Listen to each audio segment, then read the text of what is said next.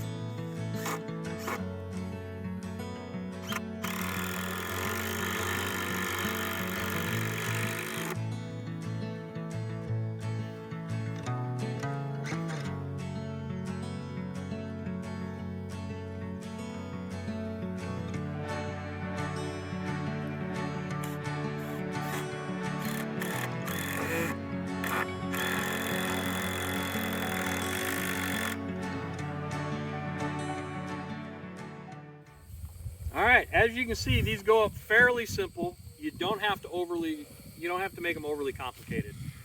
Just a couple pallets. We've got the slats going vertically like this. That way, as we're shoveling and turning, we're not getting our shovels caught on the pallet boards. Whereas if they were horizontal, you'd go in between the pallet board, you run the risk of getting snagged and hung up. The other thing we're going to do is we're going to take a little bit of hardware cloth, or we'll take like a weed block, and we're going to staple it on the inside here, so the smaller pieces of compost aren't sliding in between the slats. The nice thing about the slats, and what we really want, is we want good airflow in this compost pile.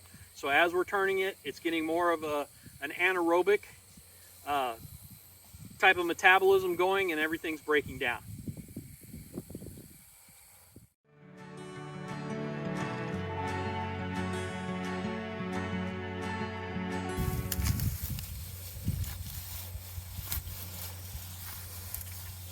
All right, well, it didn't take us long to create the compost bin. We got a 2-compartment compost bin.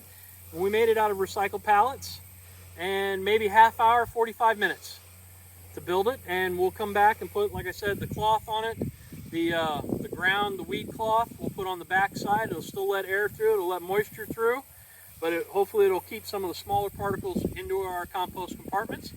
And before I said it was the anaerobic process, and I misspoke, so I do apologize for that.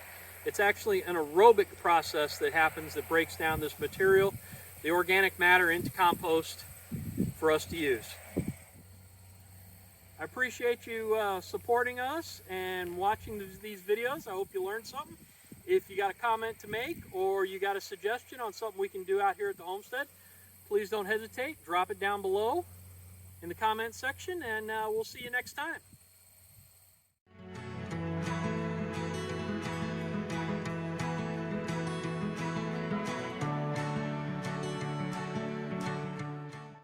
Stars, I wanna drive a faster car. I'm gonna be myself. I'm gonna be someone else. I'm gonna be myself. I'm gonna be someone else. I'm gonna skip my breaks. I'm gonna make mistakes. I'm gonna skip my breaks. I'm gonna make mistakes. Try not to hold me down. Feel alive when I'm in this town. Look at these beautiful stars. I wanna drive a faster car. Nothing can break me, no, nothing can break me. Try not to hold me down. Feel alive when I'm in this town. Look at those beautiful stars. I wanna take a trip to